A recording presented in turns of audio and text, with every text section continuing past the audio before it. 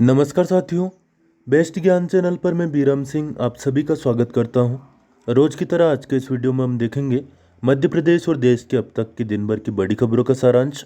Video में दी गई जानकारी आपको उपयोगी लगे तो प्लीज़ लाइक जरूर कर दीजिएगा। मौसम विभाग भोपाल ने आगामी 24 घंटे के दौरान मध्य प्रदेश के कुछ जिलों में कहीं कहीं पर वर्षा की संभावना व्यक्त की है। पिछले 24 घंटे के दौरान भी कुछ स्थानों पर बारिश हुई। पिछले 24 घंटे के दौरान सोंडवा में 5 सेंटीमीटर बारिश हुई, पेटलावद में 4 सेंटीमीटर, सरदारपुर, नालछा, देपालपुर, जोबट, रामा, तिरला और निसारपुर में 1-1 सेंटीमीटर बारिश रिकॉर्ड की गई है।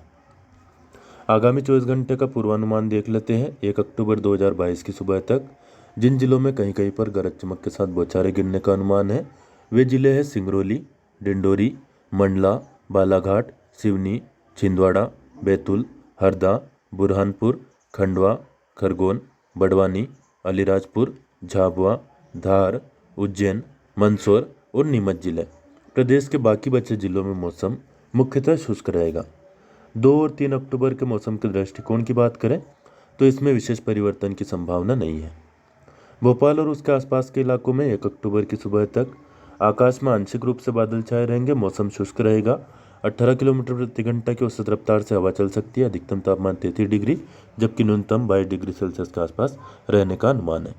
अब देख लेते हैं देश और प्रदेश की अन्य बड़ी खबरें। कांग्रेस नेता कमलनाथ ने कहा कि मुझे सुबह दिग्विजय सिंह ने फोन किया था। उन्होंने यह बात स्पष्ट कर दी है कि वह राष्ट्रीय अध्यक्ष पद के लिए नॉमिनेशन नहीं भरेंगे। दिग्विजय सिंह मल्लिकार्जुन खड़गे का साथ देंगे। इसके अलावा कमलनाथ ने कहा कि मेरा वोट मल्लिकार्जुन खड़गे को जाएगा क्योंकि वो नामांकन भर रहे हैं और वो राज्यसभा के सदस्य है। इसके साथ ही मल्लिकार्जुन खड़गे वरिष्ठ है और दक्षिण से है, दक्षिण को भी प्रतिनिधित्व मिलना चाहिए, यह कहना है पूर्व मुख्यमंत्री कमलनाथ का। तो कांग्रेस अध्यक्ष की दौड़ में अब ज़्यादा नेता नहीं रह गए हैं। पहले राजस्थान के मुख्यमंत्री अशोक गहलोत का नाम चला, उसके बाद में दिग्विजय सिंह का नाम आया, लेकिन अब यह भी स्थिति स्पष्ट हो गई है कि दिग्विजय सिंह भी कांग्रेस अध्यक्ष का चुनाव नहीं लड़ने वाले हैं। मुख्यमंत्री शिवराज सिंह चौहान ने आज मेधावी विद्यार्थी सम्मान समारोह में भाग लिया। शिवराज सिंह चौहान इसमें मुख्य अतिथि थे।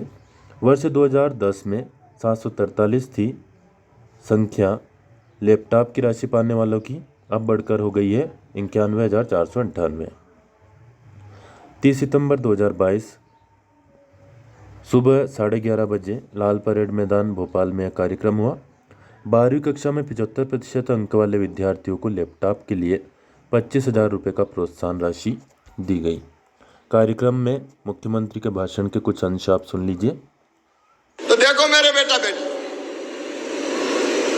अब तय कर लो कि हमें क्या बनना है और उसके हिसाब से पढ़ाई का चयन करो। मेहनत करोगे तो बनोगे और आपके साथ आपके मम्मी पापा हैं, आपके टीचर भी हैं और मामा भी आपके साथ है, पता है कि नहीं। और इसलिए कई योजनाएं बनाई है। एक है मुख्यमंत्री मेधावी विद्यार्थी योजना। मेरे बेटा बेटियों, 12वीं में जो 70% से ज्यादा नंबर लेके आता, 75 नहीं 70, और माता पिता की वार्षिक आय 6 लाख रुपया या उससे कम होगी तो उनके ग्रेजुएशन सहित सारे पाठ्यक्रमों की फीस मम्मी पापा नहीं भरेंगे। कौन भरवाएगा? मामा भरवाएगा। तो तुम तो ऑलरेडी 75% प्लस हो। देखो एक बात आती है कई बार मन में कि पढ़ाई में पैसे का इंतजाम कहां से होगा। अब चिंता काहे को करते हो रे, मामा तो है तुम्हारा मुख्यमंत्री, अभी कोई चिंता करने की जरूरत नहीं।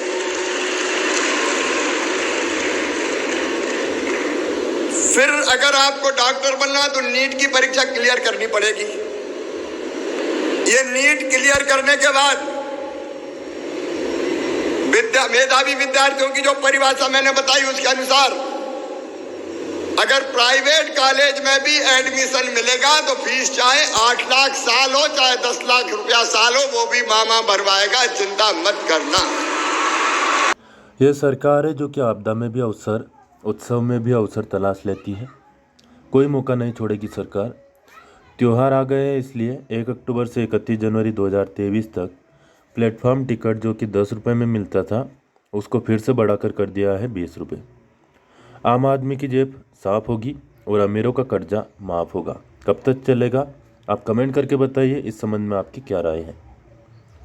देखिए, विज्ञप्ति सरकार ने जारी की है जिसमें कहा गया है कि प्लेटफॉर्म टिकट 1 अक्टूबर से लेकर 31 जनवरी 2023 तक राशि बढ़ा दी गई है। 10 रुपये से 20 रुपये कर दिए गए हैं। इसमें यह कहा गया है कि ज़्यादा भीड़ न हो प्लेटफॉर्म पर, इसलिए ऐसा निर्णय लिया गया है। दक्षिण रेलवे ने यह आदेश जारी किया है। मध्य प्रदेश लोक सेवा आयोग इंदौर ने परीक्षा परिणामों के संबंध में एक विज्ञप्ति जारी की है। इसमें कहा गया है कि आयोग द्वारा आयोजित राज्य सेवा प्रारंभिक परीक्षा 2019 और अन्य समस्त भर्ती परीक्षाओं के परिणाम तैयार करने संबंधी प्रक्रिया शुरू कर दी गई है। समस्त परिणाम शीघ्र घोषित किए जाएंगे। राज्य सेवा मुख्य परीक्षा 2019 का आयोजन जनवरी 2023 के द्वितीय सप्ताह में किया जाएगा। वही राज्य सेवा मुख्य परीक्षा 2021 का आयोजन फरवरी 2023 के तृतीय सप्ताह में किया जाएगा। देश को नया CDS मिल गया है। Retired lieutenant general Anil Chauhan ने प्रमुख रक्षा अध्यक्ष का कार्यभार संभाल लिया है। नाम याद रखिएगा, अनिल चौहान। इससे पहले उन्होंने दिल्ली स्थित राष्ट्रीय समर स्मारक पर शहीदों को श्रद्धांजलि दी है। फोटो आप यहाँ पर इनका देख सकते हैं। हाल ही में RBI ने रेपो रेट बढ़ा दिया है। वर्ष 2022-23 की पहली तिमाही में वास्तविक सकल घरेलू उत्पाद यानी GDP में 13.5% की वृद्धि हुई है वार्षिक, जो कि महामारी के स्तर को 3.8% से बढ़ा गया है। इसका नेतृत्व निजी खपत में मजबूत वृद्धि के कारण हुआ और निवेश की मांग बढ़ी, इस कारण से यह वृद्धि हुई है। यह कहना है रिजर्व बैंक ऑफ इंडिया के गवर्नर शक्तिकांत दास का। उनके भाषण के कुछ अंश यहाँ पर आप सुन लीजिए। Expectations and contain the second round effects. This action will support the medium-term growth prospects of our economy. Accordingly, the MPC decided to increase the policy repo rate by 50 basis points to 5.9% and to remain focused on withdrawal of accommodation while supporting growth. Now, let me step back a little and elaborate on our monetary policy stance. Monetary policy had moved from neutral to accommodative stance in June 2019. At that time, repo rate was 5.75%. Headline CPI inflation was hovering around 3% and was expected to be in the range of 3.4 to 3.7% in the second half of 1920, and liquidity was in deficit mode with an average daily injection of 0.3 lakh crore in May 2009 under the Liquidity Adjustment Facility, that is LAF. Today, inflation is hovering around 7% and we expect it to remain elevated at around 6% in the second half of this year. Liquidity remains surplus with average daily net absorption of rupees 1.1 lakh crore under the LAF in September 2022 and this is up to 28th September.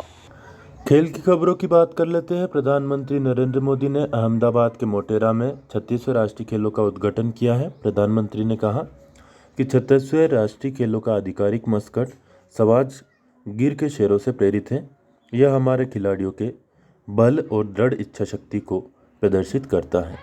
यह थी दोस्तों मध्य प्रदेश और देश की तमाम दिन भर की बड़ी खबरें। वीडियो में दी गई जानकारी आपको उपयोगी लगे तो प्लीज़ लाइक ज़रूर कर दें। इस चैनल को आपने अभी तक सब्सक्राइब ना किया हो यानी सदस्यता न ली हो तो ले लीजिए, एकदम मुफ्त है, कोई नया पैसा आपकी जेब से नहीं जाएगा, निश्चिंत रहें। वीडियो को अन्य दोस्त जो भी आपसे फेसबुक व्हाट्सएप या टेलीग्राम ग्रुप के जरिए जुड़े हो उनको भी शेयर करें। कोई प्रश्न या सुझाव आपका हो कमेंट करके ज़रूर बताएं।